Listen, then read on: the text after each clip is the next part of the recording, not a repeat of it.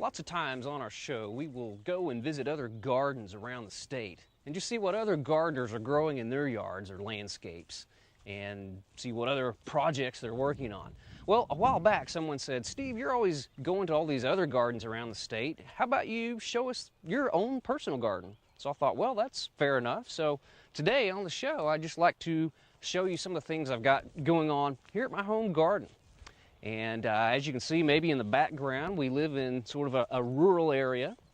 My wife Ruth and I have an acreage just outside of Stillwater, and we've lived here about 3 years. We've got a lot more work that we want to do to the place. But what I want to show you today is my collection of Oklahoma native plants. I am just completely fascinated by the wildflowers and other native plants of Oklahoma. So I try to collect and grow lots of these plants here in this garden. So I've got two beds that are sort of here at the entrance of where my garden is going to be that are completely full of some of our Oklahoma native wildflowers. There are, as I've said on our program before, about 13 species of penstemons in our state, and I've got 9 species represented here in this garden. So I'll just show you those penstemons and a few of these other wildflowers.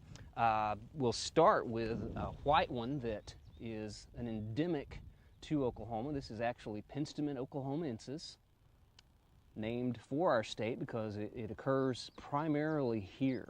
Also a county over in Kansas and one in Texas where it occurs, but the majority of its range is in our state. Right here, this very interesting flower that looks like some small drumsticks coming out of the ground here is actually one of the types of our blanket flower. This is Gaillardia sauvis, or the Rayless Gaillardia. It doesn't include those ray florets, or what we sometimes call petals, on the daisy flowers.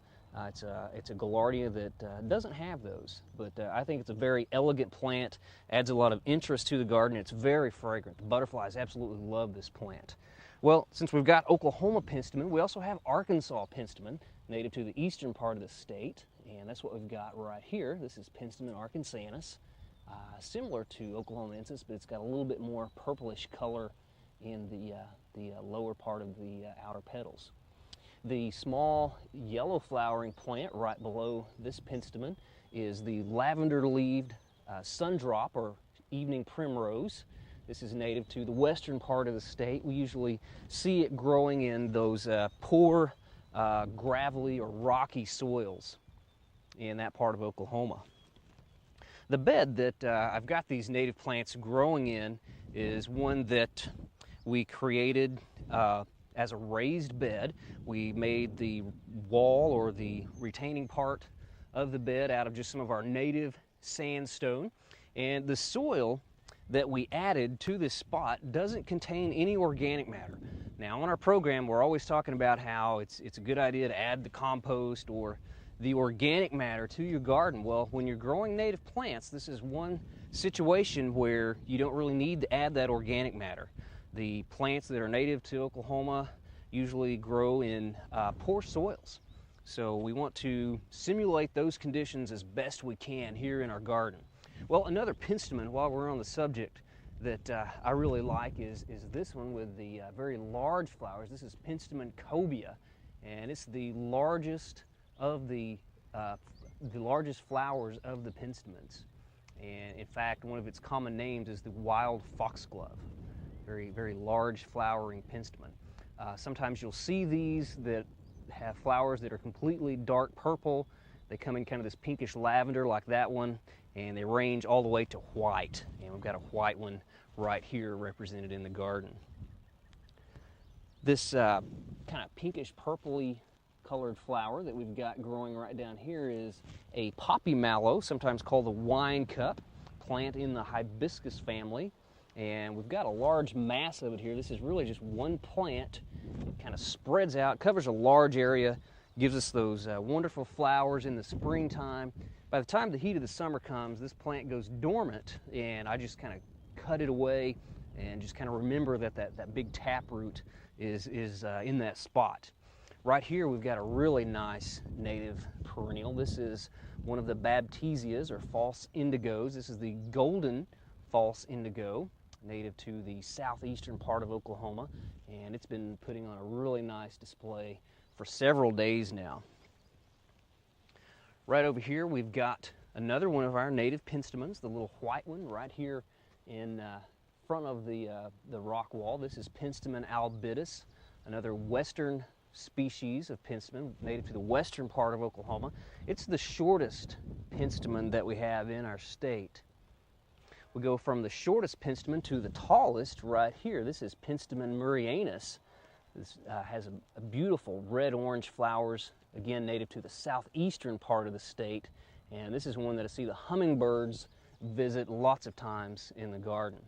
Another white penstemon right behind here is Penstemon laxiflorus, and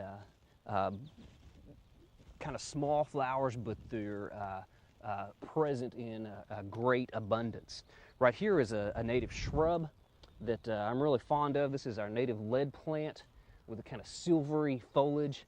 I'm really proud of this shrub because I grew it from seed several years ago. And then probably my favorite of all the penstemons in our state is this one. This is Penstemon grandiflorus, and it has flowers that are almost as large as Penstemon cobea, but I think they are a little more elegant, very nice color, and the foliage of this plant is a nice blue-green.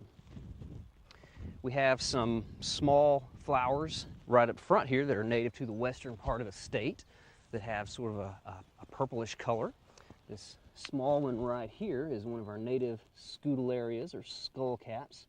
This is Scutellaria resinosa, native to the western part of the state. Very small plant, only gets about 8 to 10 inches tall, loaded with these little purple flowers for a long time during the season.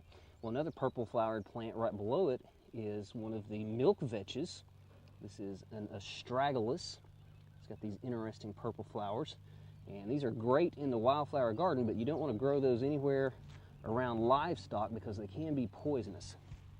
Right over here we've got a shorter wildflower, again from the central part of Oklahoma over to the eastern part of the state. This is Barbara's buttons, or Marshallia, and it's a wonderful perennial in the daisy family. Nice little rosette of foliage, and you get all these white flowers that are or heads of flowers that are just starting to open up here on top.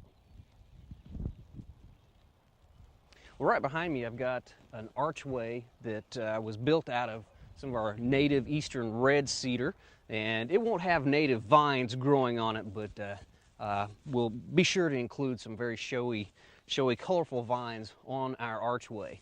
And right here I've got another bed you can kind of see the beginnings of. We've got again the native sandstone building the little retaining wall, and again just the soil that we use, or that I use here to create these native landscapes, is really a poor soil. It's just a sandy loam soil.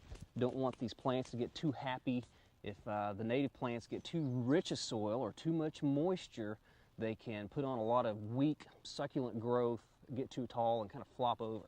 So they actually look better if you give them a poor soil. Well, this will be the entrance to my garden here, and maybe in the future we can come back and show you a little bit more of what we've got going on. If you're interested in growing native plants and some of the wildflowers like we've seen here, my suggestion is to check out the Oklahoma Native Plant Society.